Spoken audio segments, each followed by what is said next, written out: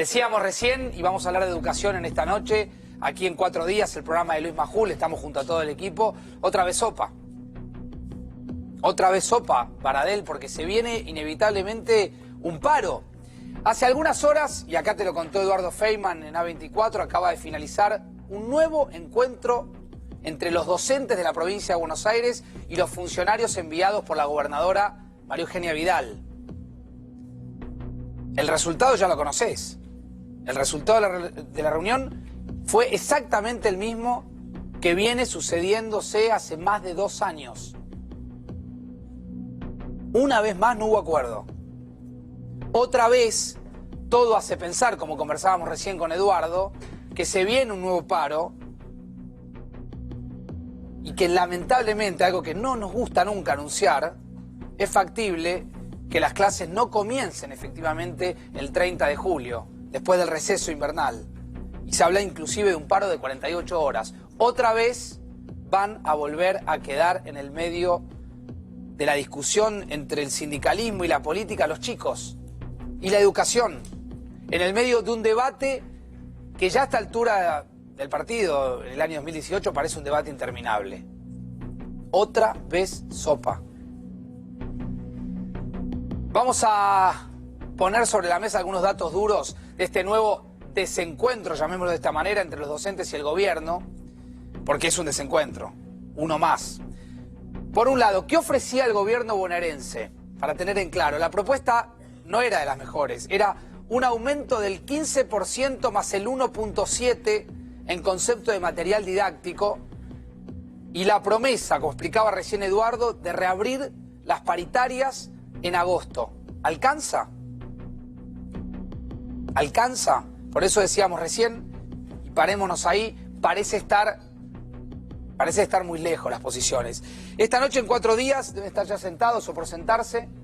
Viene Gabriel Solano, legislador del Frente de Izquierda, y viene también Fernando Iglesias, diputado nacional de Cambiemos. Vamos a hablar de varios temas, no solamente de Baradel, de la educación en la provincia, sino del rol de las Fuerzas Armadas, de la economía, de la inflación y de otros tantos temas que vamos a intentar debatir, escucharnos un poco en esta noche de 4 días. Decía recién, la relación y el vínculo entre Baradel y Vidal es cada vez más tenso. Antes de entrar a la reunión, los sindicatos señalaron que esperaban una oferta superior. Y dijeron algo así: venimos con la expectativa de que nos ofrezcan el 30% anualizado con cláusula gatillo para que no haya más conflicto durante todo el año. Un dato que quiero compartir con ustedes, que de alguna manera es el dato central de esta introducción. Los docentes puertas para adentro, es decir, en asamblea, tienen votadas medidas de fuerza que van a implicar el no reinicio del ciclo lectivo tras el receso invernal. ¿Lo repetimos? Puertas para adentro, los sindicalistas ya tienen acordado el paro. Lo tienen acordado en asambleas.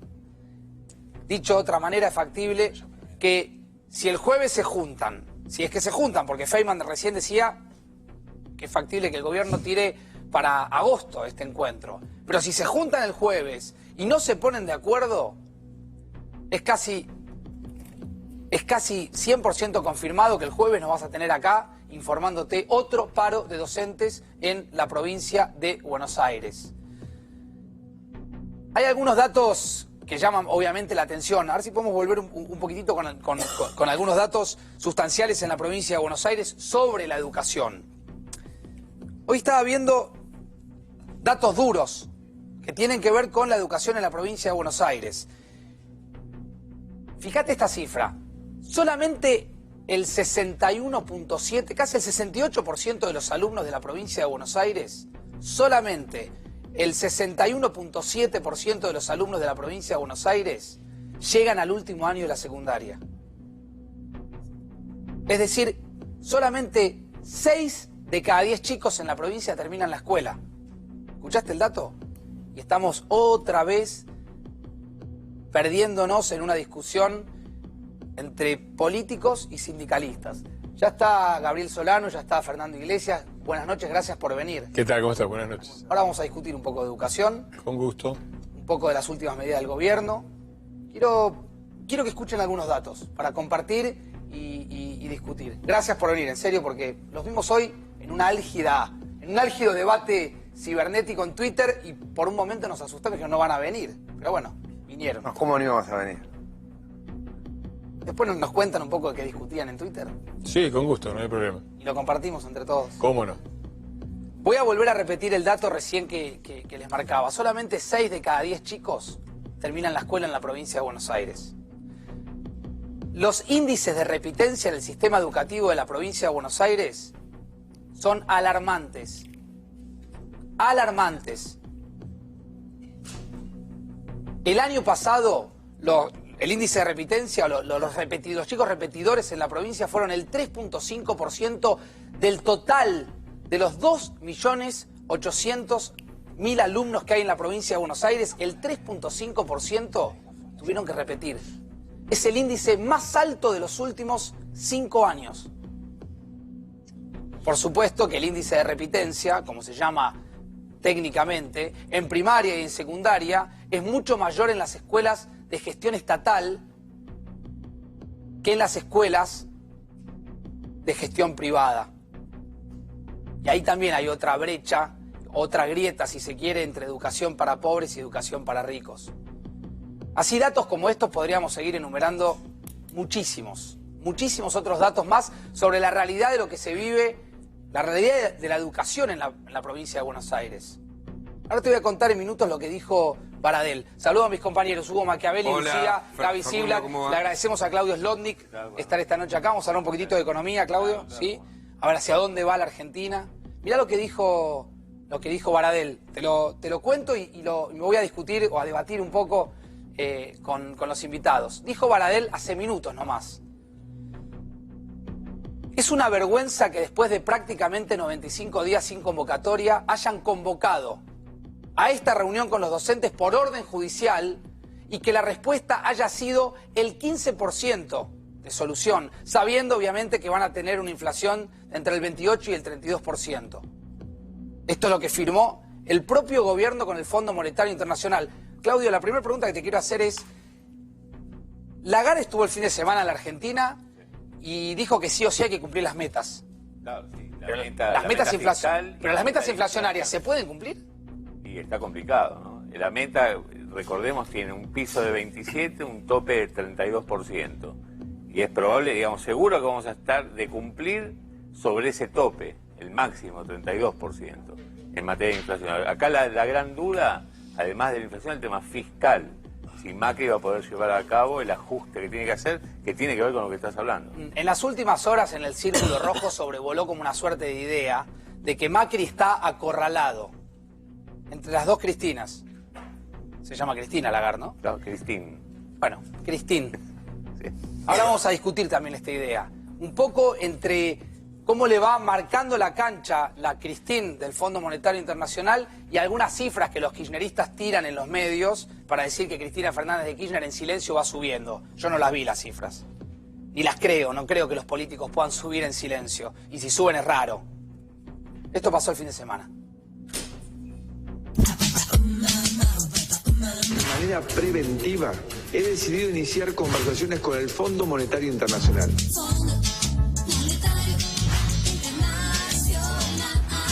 Para que nos otorgue una línea de apoyo financiero. First of all, let's make that very clear. I am not here to negotiate any kind of program.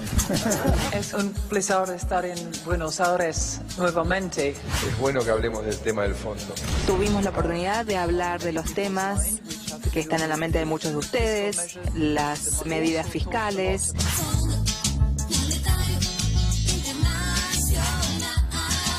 Pero también hablamos muchos acerca de los resultados positivos, el crecimiento que va a ser resultado de estas medidas. La economía va a estar mejorando hacia inicios del 2019 y 2020. También vemos que la inflación va a bajar en ese periodo de tiempo.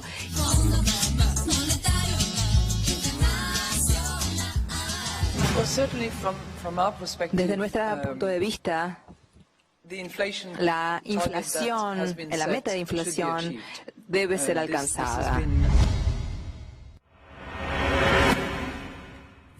¿Se podrá alcanzar o no se podrá alcanzar esa meta de inflación? ¿Qué análisis hacen del paso de Lagarde por la Argentina?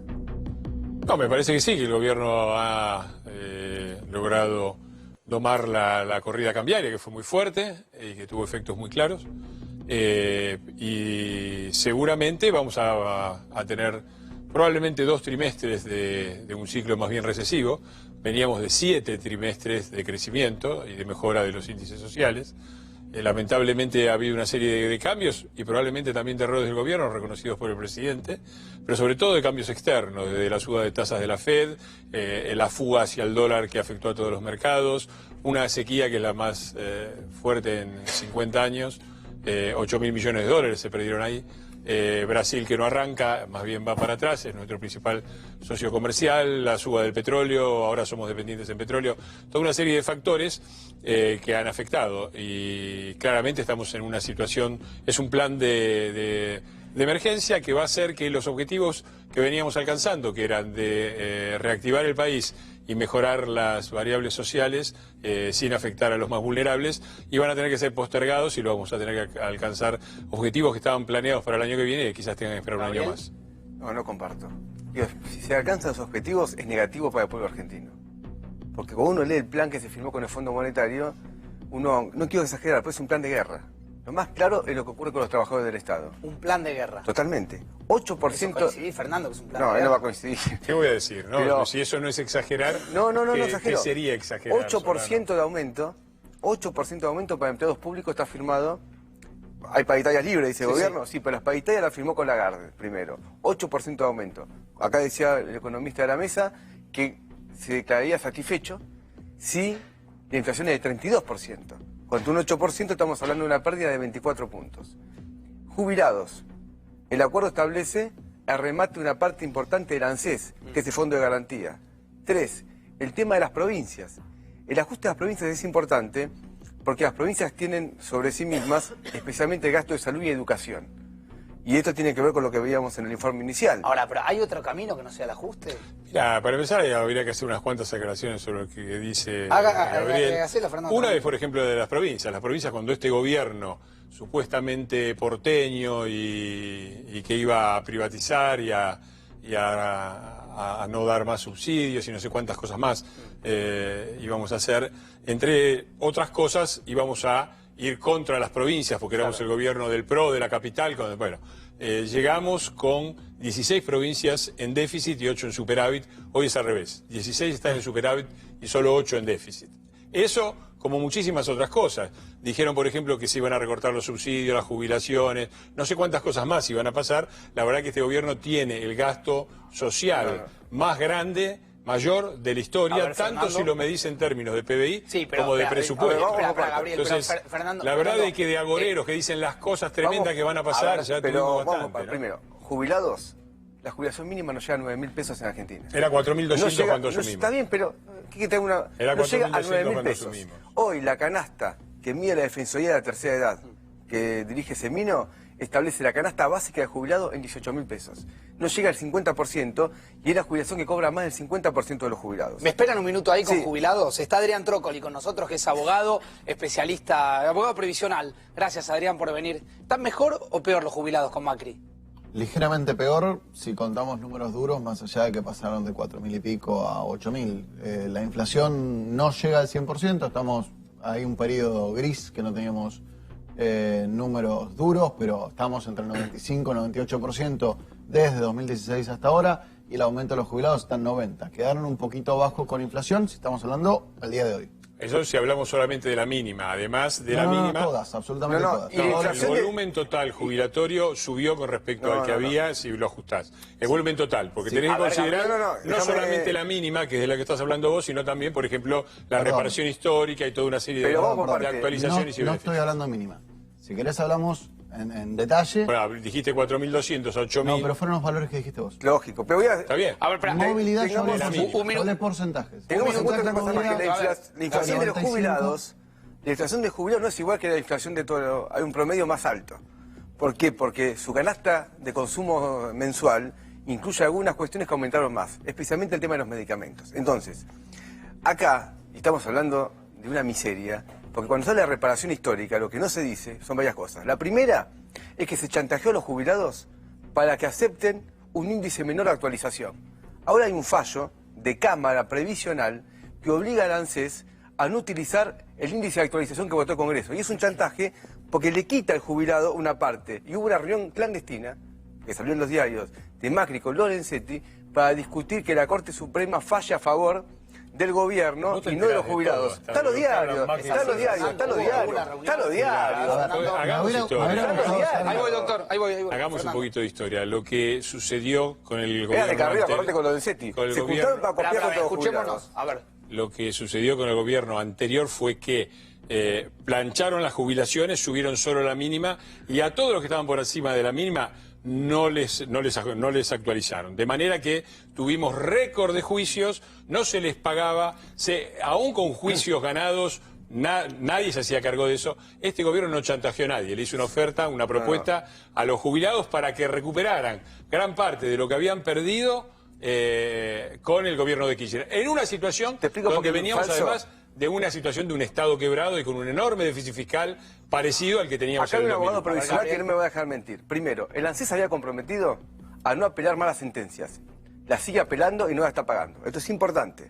Era un compromiso público que había tomado. ¿Es así, Adrián, eso? Es un poco más grave que eso. Bueno, A ver, digo, Me da razón, la postura política, ayúdanos, fue no se van a apelar más sentencias. Este Lógico. fue el titular. En el texto legal se dijo no se iban a apelar más ante la Corte. Y la reparación histórica, utilizaron la reparación histórica como cuña para poder entrar a la Corte para hacer esto que estás comentando. Tiene términos un poco más grises, no son tan grotescos quizás, pero son correctos. Vamos a decir un número muy genérico, pero que va para muchos. Si alguien cobraba 10.000 pesos de jubilación, con la reparación histórica en términos generales pasa a 13.500 y en un juicio de ajuste hubiera pasado alrededor de 20. Son generalidades, pero la mitad más o menos andan esos valores. Es mucho más alto el porcentaje de actualización y han llegado, ya van 1.100.000 y sigue abierto. Seguimos Perdón, son esperando promedios- que la gente lo Son acepte. promedios publicados por ANSES, esto de 35%. sí, aumento. seamos... No se puede contar los Estoy números. simplemente repitiendo lo que dijo Basavilbaso. Es importante Ellos dijo esto, 35% de aumento, de hecho creo que es ligeramente menor, pero 35% de aumento para el promedio de reparación histórica. El punto es este, si les corresponde en un juicio cobrar un 100% de aumento, la propuesta de ANSES es de un 35%. Esto no es una cuestión Ahora de vuelvo, debate, ahora vuelvo. Vamos a ir con números. La quita a los jubilados. Ahora es del vuelvo un minuto, Adrián. 65%. Vuelvo un minuto, Adrián, con el tema de los jubilados. Quiero recapitular el tema de la economía. Pero déjame decir algo sobre Dale. esto. Nosotros, a ver, si vos me preguntás si nosotros estamos conformes con lo que se ha hecho con los jubilados, no estamos conformes. Creemos que tienen que ganar mucho más, como tienen que ganar mucho más los docentes. Ahora, recibimos un país quebrado y la situación de todos esos jubilados es mejor que la anterior. 1.100.000 han accedido a un porcentaje significativo del 35%, no me parece que sea poco, de actualización sobre sus saberes y han aceptado un acuerdo. ¿Es suficiente? Probablemente no. Hay mucho para hacer, pero Fernando, te quiero ver a vos con 7%, nos dejaron con 7% de déficit fiscal y con el país al borde de la bancarrota. Un tema me parece importante porque no quiero que se acepten frases genéricas cuando se hace lo contrario. En diciembre hubo una votación importante en el Congreso. Lo que más se conoció, y está bien que así haya sido, es arroba a los jubilados de 100.000 millones de pesos. Se cambió el índice de movilidad. Pero junto con eso, cuando el gobierno lo quiso justificar, dijo, el ANSES no lo podemos manejar porque no se solventa. Lo que hizo el gobierno en la misma ley, votó una reducción de los aportes patronales que se pagan al ANSES. En el año 2019, el año que viene, eso va a implicar una merma de 80.000 millones de pesos al ANSES. Es decir, que por un lado le sacan a los jubilados, y por No otro le lado sacaron nada a los le quitan los jubilados. aportes a las empresas. El que está desfinanciando al ANSES es el gobierno a reducirle Es así los eso, aportes. Fernando. Es una transferencia de dinero, eso quiero que se Pero hay entienda. un recorte en el ANSES o va a haber un recorte A en el ver, ¿Pero ANSES. está pasando eso? lo que se ha hecho es ajustar las jubilaciones a la inflación y garantizarles a todos los jubilados que estén por encima del índice inflacionario. Los jubilados con la anterior fórmula en algunos años ganaron, pero por ejemplo en años como el 2012 y el 2014 perdieron. En este momento, como el cálculo no lo he hecho yo, lo ha hecho Maxi Montenegro, que es economista y es de este canal, la actual fórmula de jubilación aumenta con respecto a lo que había anteriormente. Esta fórmula Ahora, beneficia, Fernando, además de eso, ¿beneficia o no beneficia? a ver, los pone a salvo de la inflación, cosa que la Gabriel, anterior vos fórmula no ¿sostenés lo hacía. mismo? No, Perdieron A ver, le el pregunto, 2000, voy a la mesa, a ver, Es mejor, esta perdóname. fórmula Claudio. cuando hay alta inflación es mejor que la otra. Cuando hay, explícalo un poco, Cuando hay, Claudio. como esta fórmula es 70% inflación, 30% aumento de salarios, ¿qué pasó en el 2014, en el 2016? Con la anterior fórmula, cuando había alta inflación, los jubilados perdían. Esta fórmula, la nueva, la que fue votada, es 70% inflación, 30% salarios, con lo cual es mejor en momentos de alta inflación que la fórmula que teníamos antes. Gaby. Facu, una cuestión política que siempre me gusta mirar en las encuestas, saber qué dice la gente, porque acá viene uno y dice defiende a los jubilados y el otro también defiende a los jubilados. El sector social, en todas las encuestas esto se ve, que más o que mejor visión tiene del gobierno de Macri es el sector de los jubilados. Uno lo divide por rango etario, los jóvenes es donde peor le va. Vos decís, Gaby, que los jubilados votaron a Macri. ¿Cómo? Los jubilados votaron a Macri. Los jubilados, en una proporción mayoritaria de la sociedad, prefiere a Macri que en los más jóvenes. Bueno, eso es grave, porque quiere decir que los jubilados votaron a Macri y Macri le roba a los jubilados. Pero me importa lo siguiente. Pero estos son números de ahora, Gaby. Acá yo quiero decir que hay una transferencia de recursos, para que se entienda bien. Porque si son jubilados... Pero, Gabriel, vos estás diciendo Macri le roba a los jubilados. Lógico, voy a explicar por y qué. es un título rimbombante. Pero lo afirmo. Macri le roba a los jubilados, ¿por qué? Porque las empresas que tienen que pagar, un trabajador sabe que cuando tiene su recibo de sueldo, si está en blanco, le descuentan el 11% de su salario. La parte patronal también paga salario por ese trabajador. El acuerdo que hicieron en el Parlamento, y lo votó el PJ, y lo pactó Alicia Kirchner, a mí de Quineta no me van a acordar, yo soy del Frente de Izquierda, lo votó también Alicia Kirchner. Ese acuerdo establece que a las empresas le van a reducir los impuestos que paga para el ANSES. Le sacan plata y las empresas tienen más dinero. ¿A costa de qué? A costa de que el ANSES pierde un flujo de financiamiento importante. Eso es lo que está pasando. Entonces, los jubilados les transfieren ingresos a las empresas. Eso es lo que está Hay pasando. una política de reducción de los costos de las empresas, sobre todo en lo que se refiere a la toma de empleados. Y en eso sí. Pero Solano dice, Ahora, dice Macri le roba a los jubilados. Bueno, Solano dice cualquier cosa, ya que habla de diciembre, sería bueno que nos contara todo lo que pasó en diciembre. Entre lo que pasó en diciembre fue que los militantes de su partido agredieron con 15 toneladas de piedras a la policía. Por favor. Casi le pasa. Deja hablar, yo te dejé hablar. Están todas las imágenes. Mentí como La mentí gente, siempre. la gente lo vio claramente a todo el trotskismo ahí, junto con los sindicatos, junto con los barra bravas de Avellaneda y de La Matanza que mandaron los sindicatos, agrediendo 15 toneladas a la policía. ¿Vos sabés dónde está el gordo Bazooka? ¿Saben o no sabe la dirección de tu partido dónde está el gordo Bazooka? Que todavía está prófugo. El señor Romero, el que apareció tirando con la bazuca, todavía está prófugo con la protección del partido y haciendo proclamas de que van a derrocar Tiene orden a de Macri. captura, Con tanto pedido de captura y proclamas de que van a derrocar al gobierno. Háganse cargo. La verdad que robo nada, de golpismo mucho, y ustedes que no tienen nada de kirchnerismo, laburan para el club del helicóptero kirchnerista. Primero, lo que pasa con Fernando Iglesias es siempre lo mismo. Cuando pierde un debate, cambia de tema y uno tiene que seguirle esa mentira. Es mentira.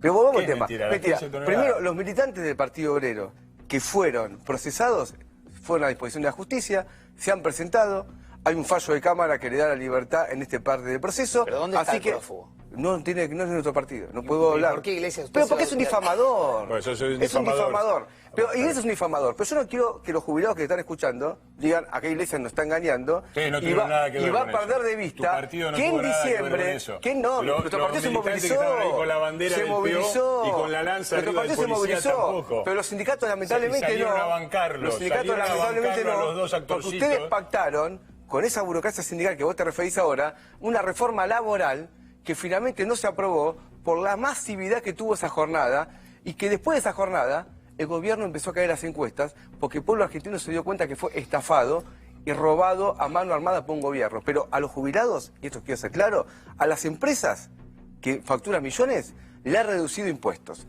Los jubilados tienen menos jubilación.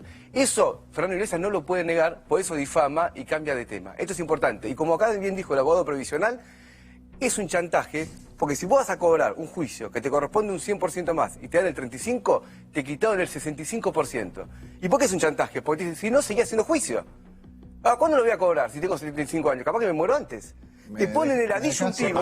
Perdón, acá hay una yo lo digo. informaciones que me gustaría aclarar. Primero. Pero yo dije el chantaje. Una movida compleja. ¿Cómo? que chantaje no dije. Vamos No, a entrar en la dije yo dije chantaje. De todas maneras, sí, digo, esto te tiro a piedra a vos. Si tenés 80 años y te dicen, tenés que cobrar dentro de 2 años o cobrás ahora, ¿qué preferís? 35% de aumento, aunque te corresponda 35% de aumento. ¿A vos te parece? A eso yo califiqué chantaje. A ver, ¿entiendes? bueno, llamalo como vos quieras. Yo te digo que a quienes no tenían nada, el gobierno que recibió un país quebrado le dio 35% de aumento. Llámalo chantaje como vos quieras. No tenían nada. Contala como tenían vos quieras. un derecho. Solano. Mentira, no, eso falta. Claro que tenían un derecho en la justicia que tenía que la capacidad de peticionar y ganar ese juicio. Estoy de acuerdo, ¿sí? La verdad, hay que reconocer que la reparación histórica le dio a un montón de gente que nunca jamás iba a hacer doctor, un ¿es juicio buena o es algo. mala la reparación Para las histórica? personas que nunca hicieron... Digo, a mí dos cosas me gustaría tocar. Primero, esto de los trotskistas de no eran en nuestro partido, sí, claro, más bien, si cada partido son 5 personas, tienen 45 partidos... Iglesia, de vos no 5 existís, vos sos Solano, solo. déjame hablar. ¿Por qué partido sos? De Fernando Iglesias. Solano. Sos del partido Fernando Iglesias, Fernando Iglesias. Solano, yo soy diputado del PRO, soy diputado de Cambiemos. Ustedes, te voy a pedir una sola cosa, que ustedes que sacan el 3% de los votos, dejen de hablar en nombre del pueblo y de acusar de no ser nadie a quienes tienen a quienes fueron votados para llevar el país. Deja hablar, Solano. Ustedes, la diferencia... A ver, un minuto. No, te pido por favor, no se puede así. Preguntale por lo de Vidal. Un minuto, ¿me escuchan un minuto? En términos generales, la idea del programa de Luis, conocen el programa, es escucharnos, es debatir, es discutir. Sabemos que obviamente discuten ustedes con mucha efervescencia, se apasionan, pero nos mantengamos la cordura. Solamente una cosa. Escuchémonos y discutamos las ideas que quieran discutir. Primero. Imposible con las 80 sectas trotskistas que hay decir es mi propio partido. Las de su partido igual, PO, fueron los 2 muchachos que están ahí con la bandera del PO clavándole lanzas a un policía tirado en el piso. Digámoslo. Pero ellos no tuvieron nada que ver. Primera cosa. Segundo, que dejen de hablar en nombre del pueblo. Tienen el 3%, son una minoría y tienen todo el derecho a hablar. Pero que no hablen en nombre del pueblo. Finalmente. Para discutir así me meto yo también y discutimos un poco.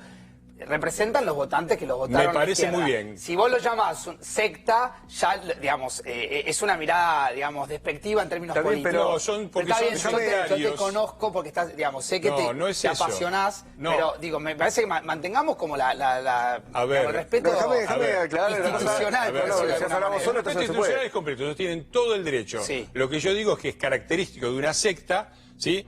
Porque una cosa es que vos tengas un partido del 3% y decís yo represento a mis votantes, eso es un partido pequeño. ¿Qué es lo que te molesta? Una secta es cuando tenés el 3% y hablas en nombre del pueblo. Eso es una secta. Bien. Ahora, otra cosa más. Dale. Una más ellos solucionan todo con esto de que paguen los más ricos, que los impuestos de las empresas.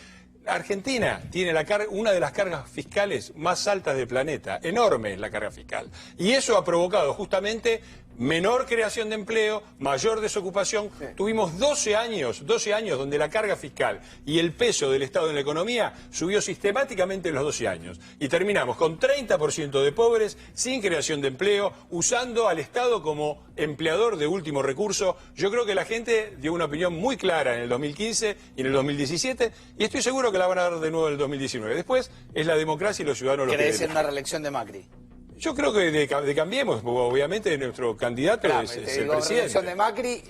No, de Macri, que yo creo que también de Vidal y de Larreta, que son nuestros principales referentes. Yo tengo mucha confianza. Déjame hacer una Pero la democracia es la democracia. No voy a aprender las provocaciones de... Porque según la audiencia sabe que robás, chantaje no, chantaje, vuelvo a decir. A una persona de 80 años decirle 35% sobre el 100 que te corresponde o hacer un juicio y no lo cobras en vida es un chantaje y me expreso de ese modo. Déjame hablar ahora. Segundo, esta parte de los impuestos que dice Iglesias obviamente miente. Yo si quiero, yo estoy a favor de reducir la carga impositiva, totalmente a favor. Saquemos el IVA. Así los trabajadores no pagan el 21% cuando compran la leche, cuando compran el pan, cuando compran la galletita. No lo sacan. Pero sí sacan las retenciones a los exportadores. Vos fijate, no es un problema de impuestos, sino a quién se lo cobran y a quién no. El IVA... Pero a ver, si vos sacás el IVA, Gabriel, pero ¿dónde recaudás esa plata? Vamos por parte. Los subsidios y las jubilaciones las paga Solano con la fotocopiadora. No, pará un poquito, dejá de provocar, si hablamos solo no va. Primero, si es un tema impositivo, ¿por qué le sacan las retenciones al agro? 100% al trigo, 100% al maíz. Se reduce todos los meses a la soja, le quitaron todas las retenciones a las exportaciones mineras. No les importa el premio impositivo. A los amigos de ellos le sacan los impuestos. Le están sacando los impuestos a las industrias en las cargas patronales, como antes demostré. Ahora, Macri había prometido que iba a quitar impuestos a las ganancias a los trabajadores sobre el salario. No lo cumplió. Cada vez pagan más. Es decir, acá no es un problema. El IVA se paga sobre los alimentos. El desocupado, que va a comprar al chino de la vuelta una galletita, paga el 21%, a pesar de que no tiene ingresos. Ahora, al empresario que exporta en la minería, por ejemplo, mina de alumbré de Catamarca, le quitó las retenciones. No es un tema impositivo, insisto.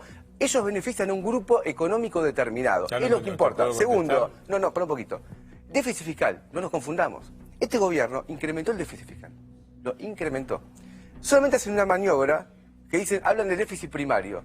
No contabilizan la parte de la deuda que se paga. Cuando entra la parte de la deuda, tenemos más déficit que en el pasado.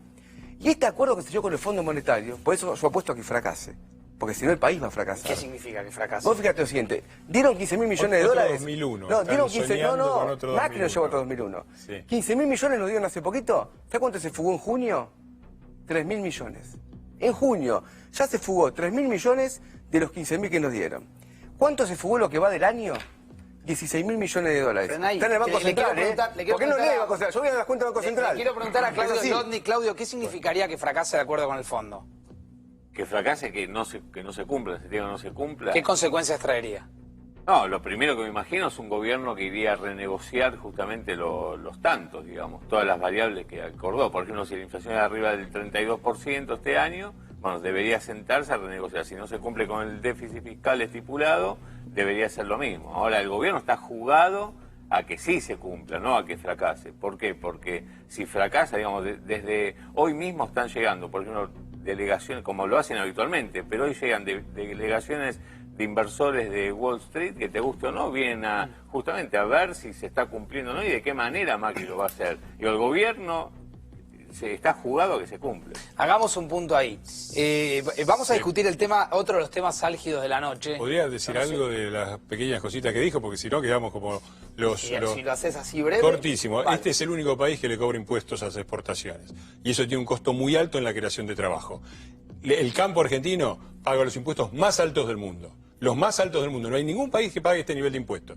Y cuando se quitaron eso, provocó una reactivación no solamente de producción de soja, sino movimiento de camiones, movimiento de los pueblos, cuya recaudación, a través de ganancias y de todo el resto de impuestos que se pagan, fue más alto que lo que se quitó de la soja. Finalmente, con respecto a la fuga de capitales tiene dos efectos, sobre la inversión y sobre las reservas del Banco Central. Las reservas del Banco Central son hoy más del doble de las que dejaron los muchachos. Y las inversiones son las más altas en muchísimo tiempo. Llegaron a 21 y están 18%. Pero espera, las reservas, si vos tomás deuda, crece las reservas. Quiero entrar a otro Entonces está diciendo cualquier... A ver, digo, para que se... Dejame avanzar con el programa, Gabriel, porque si no, pero el nivel de brutalidad que lo escucha acá, yo sé que no sabe de economía, pero tampoco que le mienta la opinión pública. Vos tomás deuda, se incrementan las reservas. Pero te es una deuda después. Por ejemplo, ahora entró la plata del FMI, se incrementó la reserva. Sí. ¿Qué estamos festejando? ¿Entró plata prestada?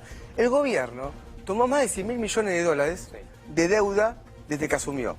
Y sin embargo la reserva no creció en 100.000 millones, se fueron 50.000. Entonces hay un vaciamiento financiero sistemático de Argentina. Falso. Y las reservas crecieron, no porque, por ejemplo, tenemos, para que vos veas bien, tenemos el mayor déficit comercial de la historia argentina. Va a ser de 12.000 millones de pesos. Entonces, 12.000 millones de dólares, perdón. ¿Cuál es la mayor Entonces parte? Es mentira, dice cualquier cosa. Qué noche La mayor difícil. parte son... Vení Digamos, que no hable de economía, se lo sabe. Son los combustibles. Que no hable de economía. Espérenme. Por eso se va de vacaciones, Majul, ¿no? Y después hablemos del Twitter. Esperen, un minuto. Vamos a avanzar porque tenemos muchísimos más temas. Está Hugo Machiavelli, hay mucha más información en esta noche. Atención, Lucía Salinas, con la información que traes, Lu, en esta noche. Buenas noches, ¿cómo te va? ¿Qué tal, Facundo? Muy buenas noches.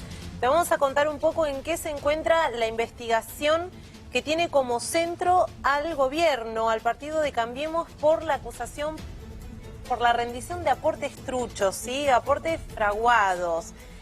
¿Qué sucedió hoy en la Fiscalía del Fiscal Federal Jorge Dilelo, que es el fiscal que tiene competencia en lo electoral? Comenzó a llegar información por parte del Estado. Esta investigación preliminar que la tiene el fiscal Dilelo está analizando información que le remitió el Ministerio de Desarrollo Social la ANSES y la Gendarmería. ¿Qué le remitió Facundo cada uno de ellos? El Ministerio de Desarrollo Social, un detalle de todos los planes sociales que perciben 205 personas que integran al listado de estos presuntos aportantes truchos. ANSES proporcionó información sobre todas las asignaciones que estas personas podrían percibir, jubilaciones, asistencias y todo tipo de beneficios que pueda entregar este organismo. Y la Gendarmería entregó la documentación sobre un trabajo que hicieron en el terreno, en los domicilios de estas personas, para determinar cuál es la situación socioeconómica de cada uno de ellos. ¿Qué va a hacer ahora la Fiscalía de Jorge Dilelo? Van a entrecruzar toda esta información. Son 205 los casos y la semana próxima la causa podría ser enviada a La Plata. ¿Por qué? Porque allí se radicó la primera denuncia que realizó la senadora provincial Teresa García y que derivó en varias investigaciones. ¿Qué es lo que quiere hacer el fiscal Dilelo ahora? Es determinar la veracidad de esta información. Si efectivamente esos 205 casos se condicen con esta base de datos, si los aportes que hicieron fueron reales o si de alguna manera lo que se buscó hacer desde Cambiemos es disimular el origen de estos fondos, que en tal caso podría ser el delito electoral, no poder justificar de dónde provinieron los fondos para la última campaña. Pero se sumó una información más y es en la ciudad de La Plata, en la justicia, en la causa que lleva el juez Ernesto Creplat, que tiene que ver con una nueva denuncia que radicó Florencia Saintut, la dirigente kirchnerista vinculada a la Facultad de Periodismo de La Plata, donde habla de una asociación ilícita, porque dice que esto es como un modus operandi que Cambiemos viene aplicando, viene realizando desde hace mucho más tiempo y pide que el objeto de investigación se amplíe, que no solo contemple los aportes del 2017, de la última campaña electoral, sino que también se incluya los aportes de la campaña del 2015. Pero te digo, Lucía, la palabra asociación ilícita, o el delito, mejor dicho, asociación ilícita, parece un poco exagerado. Sí, y aparte hay que decir por lo menos algo, a esa calificación, ¿no? Y aparte en esta instancia, lo que hay que decir es que respecto a las campañas presidenciales del 2015, la Cámara, que tiene competencia en lo electoral, tiene la apelación de todos los partidos. ¿Por qué? Porque el fiscal Jorge Dilelo y la jueza Mariana Servini de Cubría, que son quienes tienen competencia electoral, han impugnado todas las rendiciones, o el 90% de las rendiciones de los principales partidos, porque detectaron muchísimas irregularidades. Y esto también deberá resolverse en las próximas semanas cuando finalice la feria judicial. Ya voy con Hugo Machiavelli, que tiene también información, Hugo, sobre quiero este tema. contar Dale. qué otras cosas van a pasar, qué otras denuncias se vienen atrás de ¿Hay estas más? tres. Claro, si querés te lo cuento ahora. Sí. Mira, por un lado, se viene una denuncia de Margarita Stolbizer y Silvina Martínez con nuevos falsos aportantes que van a justamente aportar al juzgado de Casanelo. Esto va a ocurrir o esta semana o después de la feria. Lo segundo... Pero nuevos, distintos al listado que ya se estaba manejando, que lleva adelante la investigación periodística. Claro, porque ellas pensaban presentarse como amicus curiae para aportarle al juez y al fiscal Stornelli datos sobre lo ya investigado. Pero le llegaron una cantidad de falsos denunciantes, conformaron una nueva denuncia y esto va a ser presentado en los próximos días. Segundo, la Alameda va a presentar una denuncia a nivel nacional. Recordemos que hasta ahora Tamara, quien representa a la Alameda y que hizo la primera denuncia sobre la provincia de Buenos Aires, van a hacer una denuncia a nivel nacional y van a incluir a otros partidos. ¿Por qué? Porque hasta ahora, desde que implementaron hace una semana el sitio de internet, 1,5 millones de personas consultaron y entre ellos aparecieron un montón de otros... ¿Cuánta gente? 1,5 millones de personas. Se pusieron a consultar a ver si había sido... A consultar en la página. Pero permíteme, te termino con esto, mira. ¿Qué encontraron? Encontraron que jubilados y gente de clase media, no aquellos de los planes sociales, que fue en primera medida los falsos aportantes denunciados, sino en este caso jubilados, también figuraban en la lista y que son de otras provincias. Por eso van a presentar... A nivel nacional. A nivel nacional. ¿Y ahora? Muy simple. ¿Quiere empezar? A ver, Corresponde que empiece él, ¿no? Gracias. La política argentina tiene un montón de problemas, entre ellos está el de financiamiento. Y esto el gobierno lo planteó de entrada con una reforma del sistema de votación, boleta única, etcétera, etcétera, que fue rechazado básicamente por el Partido Justicialista. Ese problema subsiste y abarca a Cambiemos y a todos los partidos. Esto, por supuesto, no nos quita la propia responsabilidad. Y yo creo que la gobernadora ha hecho lo que tenía que hacer. Es decir, ha separado a la funcionaria responsable de la campaña, ha ordenado una auditoría interna, se ha puesto a disposición de la justicia y ha dicho, se ha comprometido, salga o no salga la ley que bancariza los aportes a los partidos políticos, se ha comprometido a solamente en el futuro aceptar contribuciones bancarizadas. Esto, por supuesto, no es algo de lo que debamos enorgullecernos, ni mucho menos. Aceptamos que ahí ha habido probablemente delitos, que avance la justicia, que quienes delinquieron vayan presos y que se cambie el sistema de financiamiento a través de la bancarización.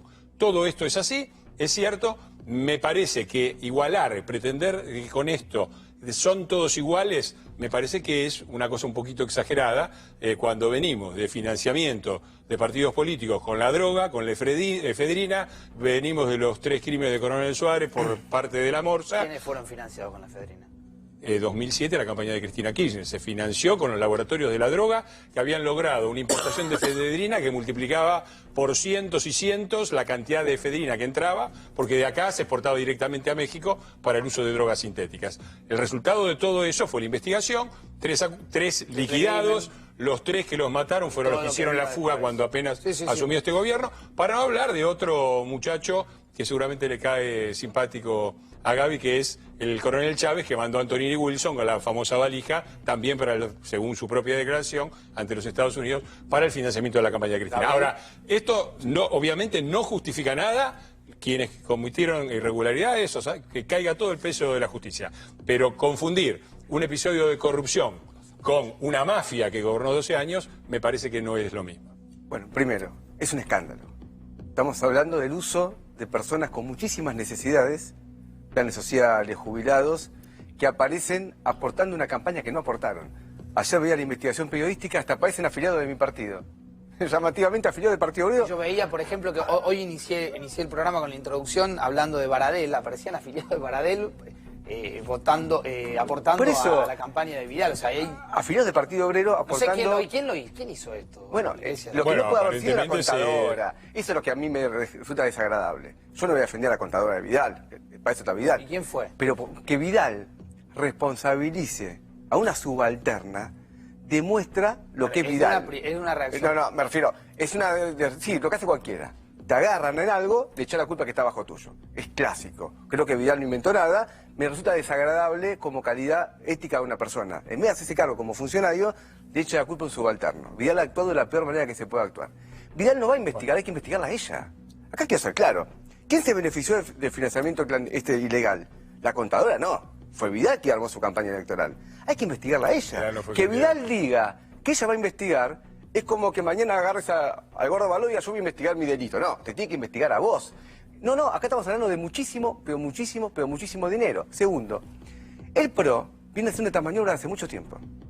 Y ha sido denunciado. ¿De qué modo? Como la ley electoral actual no permite directamente el aporte de empresas a las alianzas electorales, aportan al partido. Y eso está legalizado.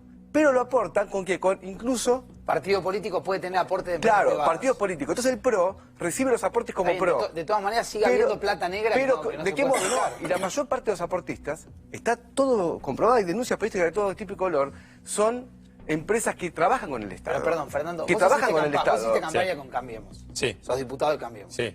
¿Vos sabés cómo se financió tu campaña? Ni la menor idea. Es un hecho de irresponsabilidad. Eso yo no puedo tolerar. Porque el Frente de Izquierda, el Frente de Izquierda le aprobó el balance. Servini de Cubría, quiero ser claro, Servini de Cubría aprobó el balance del Frente de Izquierda. Daba más o menos daba los únicos dos aprobados. 15 millones de pesos gastamos la campaña, más o menos. ¿De dónde la sacaron la plata? La plata viene, el Estado hace un aporte a las fuerzas políticas. Por voto. Por voto, es un componente, que una parte es por voto de la elección pasada. Si yo mañana me armo un partido político, me presento y si me votan 20 personas... Tenés una parte que el Estado me da plata para que yo me financie para la próxima proporcional elección. Una parte proporcional y una parte es, digamos, fija para todos. ¿Ustedes no tenían aportes privados? Nosotros no teníamos aportes privados. ¿De militantes? No teníamos aportes privados, teníamos el aporte del Estado, con lo cual pagamos las boletas, Hicimos una campaña, como teníamos la publicidad gratuita de televisión, que es un medio importante para la difusión. Sí. Con ese aporte más o menos hicimos una campaña muy austera. Fermín Ecubiría aprobó nuestro balance. Sí. No somos todos iguales. Ahí concuerdo, no somos iguales al PRO ni iguales al kirchnerismo. Fernando, ¿cómo fue la campaña? ¿Y qué dijo Odebrecht? Odebrecht, cuando dijo cómo financió, cuando vino a Argentina, dijo, pagamos una campaña de todas las fuerzas políticas en el 2015, de todas. Obviamente no del frente de izquierda, pero de todas. Pero decir que la plata esa no se puede explicar, podría provenir de Odebrecht. Una parte, por supuesto. ¿O tenemos alguna duda? Lo dijo Odebrecht. Ahora, financió la de Scioli, financió la de Massa y financió la de Macri. Eso lo dijo Odebrecht, no es que lo digo yo. Mencionó a Scioli, a Dijo, Massa y a Macri. financiamos la campaña de todas las fuerzas. Ajá. Y eso está claro, y nadie nos salió a decir que no. Y todos sabemos O sea, muy ustedes bien. también. No, pero está claro que no. Todas las Está claro fuerzas menos el y está peor, claro que digamos. Calcaterra, está claro que los negocios A ver, entre una cosa A y la ver, otra. Fernando, A ver, es muy sencillo esto. ¿te Repito, avergüenza un poco lo que pasó? la verdad es que si se comprueba que estos son delitos, Me da realmente bronca. obviamente que me da bronca que haya una cosa así en las campañas. En realidad no se le robó nada a nadie, pero usar los nombres de la gente está muy mal y si configura un delito tiene que ser perseguido. Pero esta es la verdadera diferencia entre vivir en una república y vivir en un lugar gobernado por una mafia. Claro. Ahora, la justicia investiga, los culpables y los responsables irán a la cárcel. En el tema de Odebrecht, te aviso, hay buenas noticias por parte del gobierno. Se está cerrando un acuerdo con Brasil para que finalmente podamos acceder a los datos y qué hay ahí. transparentar de dónde viene la de Odebrecht. Es ¿Me decir, hacen un punto ahí? a mí me parece que es fundamental ver esto. No hay ninguna política del gobierno de cobertura de nada de todo esto. Lo que hay es una apuesta por la transparencia Pero eso y todavía por no la lo sabemos. justicia. Él dice algo que todavía no sabemos. No, pero Bueno. son los dos alumnos más rebeldes. No, pero él dijo algo que... de toda la clase. Hágame un punto los que tiempos vamos a hablar. verbales, ¿no? No, porque no sabemos si van a ir No presos. dije Pero eso. vamos a ver. ¿Quién dijo que van a ir Gabriel, presos? vamos Dijo a que ver. tiene que investigar la justicia Sí, y que vayan hay que investigar la vida, hay que Pasamos a un investigar la tema vida. Tenés un Pasamos problema a un tema de más que tiene que ver comprensión. con el rol de las Fuerzas Armadas. Hoy se discutió y se modificaron y Gabriel Silva lo va a explicar en esta atención. Gabriel, adelante. Mira, Facundo, lo que te voy a mostrar ahora son los dos documentos, los dos textos que va a presentar el gobierno en el boletín oficial probablemente el miércoles. No sale mañana, seguramente el miércoles. Son los dos borradores. Son estos que tengo acá en el poder en este momento. Uno es el decreto que anula el decreto 727 del 2006, decreto firmado por Néstor Kirchner y Nilda Garré sobre el rol de las Fuerzas Armadas.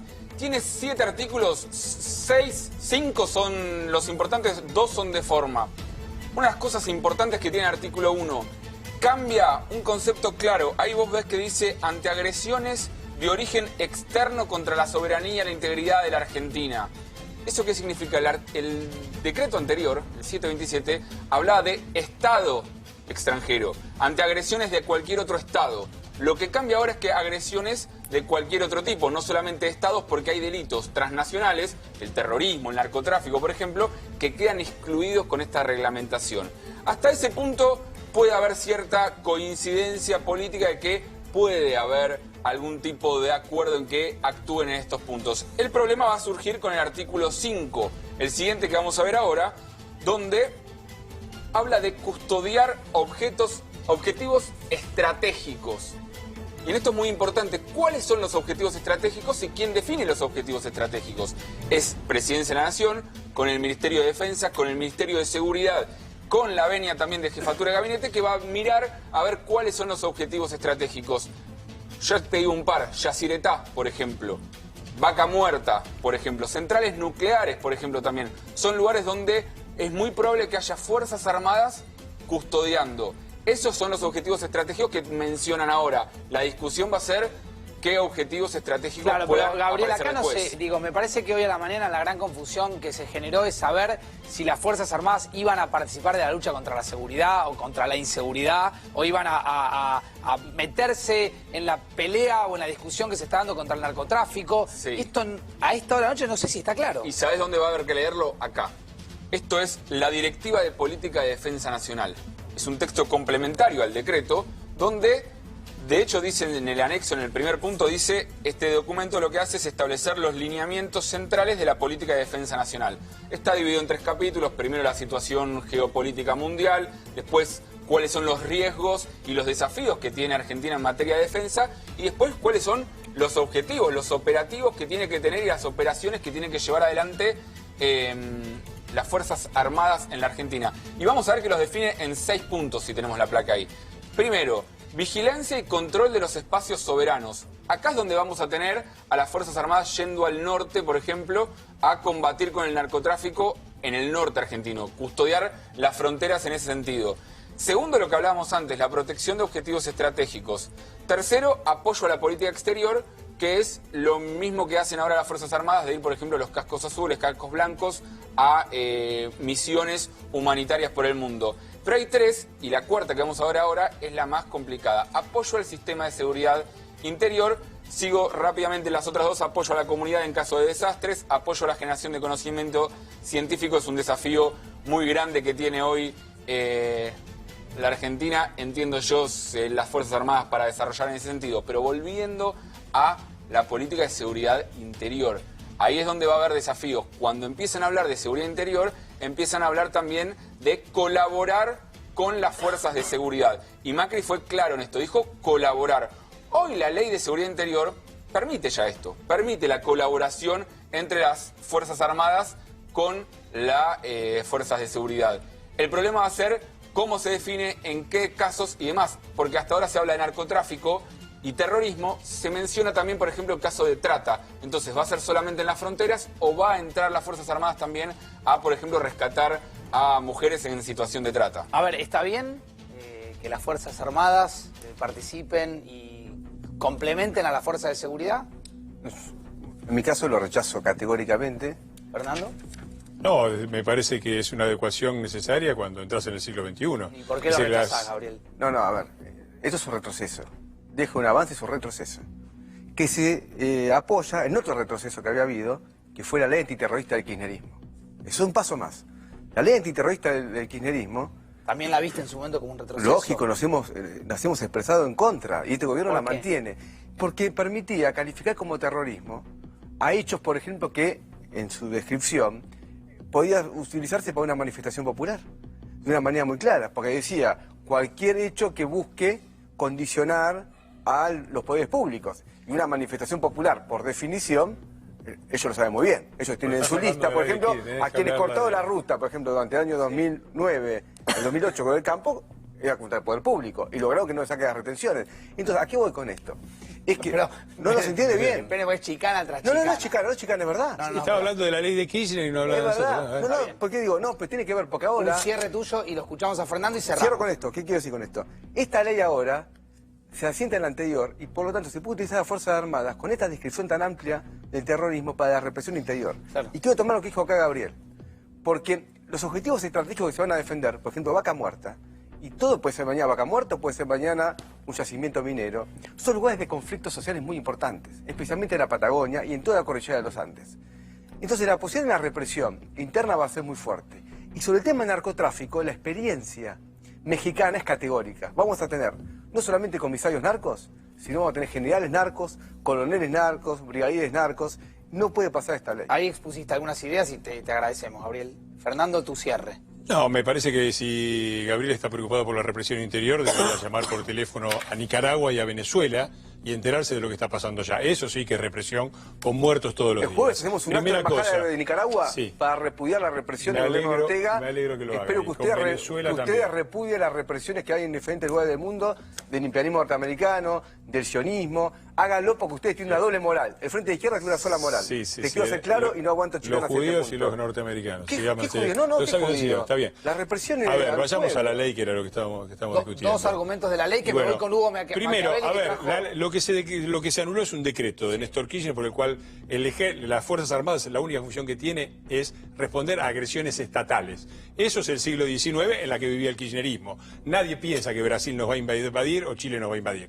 Ahora hay otras amenazas, como los ciberataques, como el de Rusia contra Estonia, que fue muy grave, o de terrorismo internacional. Supone que hubiera algo así como de las Torres Gemelas en el centro de Buenos Aires. Fue víctima de dos por ejemplo, pero vamos a suponer que eso sucediera y hubiera un ataque estilo Al-Qaeda. Las Fuerzas Armadas no pueden actuar porque no son fuerzas estatales, sino fuerzas terroristas. Una locura. Entonces, se derogó ese punto del decreto. Dos, con respecto a seguridad interior y narco, las cosas están como ahora. Las Fuerzas Armadas cumplen funciones de apoyo, de transporte, no va a haber ningún tipo de combate entre las Fuerzas Armadas y el narco ni nada de eso. Que esto no Eso es pase fuerza por el de Congreso, seguridad. es un atropello. Gabo, Esto no pasa por el Gaby, deja Congreso. terminar. Finalmente. Es por decreto. Finalmente. Lo de los objetivos estratégicos es muy evidente porque hay hay una enorme cantidad de las fuerzas de gendarmería y prefectura que son fuerzas de seguridad y deberían ocuparse de otros temas defendiendo posibles ataques contra diques o centrales. Bueno, ahora lo va a hacer como es razonable las Fuerzas Armadas y vamos a tener más gendarmes y más prefectos para cuidar la seguridad. Hugo quería agregar algo. La seguridad interior. De dos cosas que mencionaron ahí. Primero, hablando con fuentes militares, va a haber discrepancia, ¿eh? Hay quienes están más de acuerdo, hay quienes que no ven esto como una revalorización. Eso en primer lugar. Porque inicialmente se planteaba como revalorizar el rol. Entonces, fui y consulté con fuentes militares directamente, con Porque gente de la viene un Armada, ajuste, porque viene con un del ajuste Ejército. también. Sí, y porque el rol no está del todo claro. Y ellos tienen muy claro cuál es su historia militar. Me preguntaste, se hablaba de Sebastián Romero, el gordo de la bazuca. ¿Sabés que el juez Sebastián Torres y la fiscal Mangano tienen la causa? Después de la feria hay 30 imputados, además de Sebastián Romero, a quien buscan, que van a tener que declarar por ese delito, entre otros, de intimidación pública. No te quería dejar de contar esto. Hugo, mañana hablamos de la salada, porque Sí, tenés una porque es investigación muy contundente de lo que pasa y de lo que venía sucediendo en la periferia de la salada. Pero porque, ¿no? ¿sabes qué? Es la representación, empezaste hablando de economía, es la representación de una economía formal y de otras variables que son muy importantes y que, de algún modo, son el símbolo de una Argentina que no Claudio, cambia. ¿el paso de Christine Lagarde es positivo o negativo? Para mí es negativo, digamos. El fondo tiene... La historia de la Argentina con el Fondo Monetario, no ahora, de siempre, terminó en fracaso. O sea, que el gobierno haya convocado el Fondo Monetario significa que vino fracasando y consolidó ese fracaso. Bien, doctor Trócoli, muchas gracias por estar esta noche aquí. Gracias, Claudio, Gaby, Lucía, Hugo. Bueno, gracias a ustedes también. Gracias a vos. ¿Se van a dejar de pelear por Twitter o...?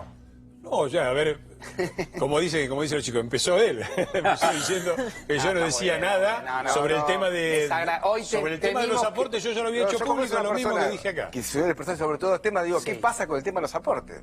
Pero entiendo, él no sabía, empezó Solano. Él no sabía. Solano empezó diciendo, Iglesias no dice nada de esto, yo había hecho ya pública Él dijo que no supo, aparte de esta ni cosa sabe, de los trotskistas con gorra, la verdad que sí. Él dijo que no sabe. Con gorra, ¿viste? Ay, señorita, no dijo. Él no sabe cómo se financió su campaña electoral. Yo sé cómo se financió la mía. Esta noticia les va a gustar, creo, a los dos. Hugo, ayúdame, dale.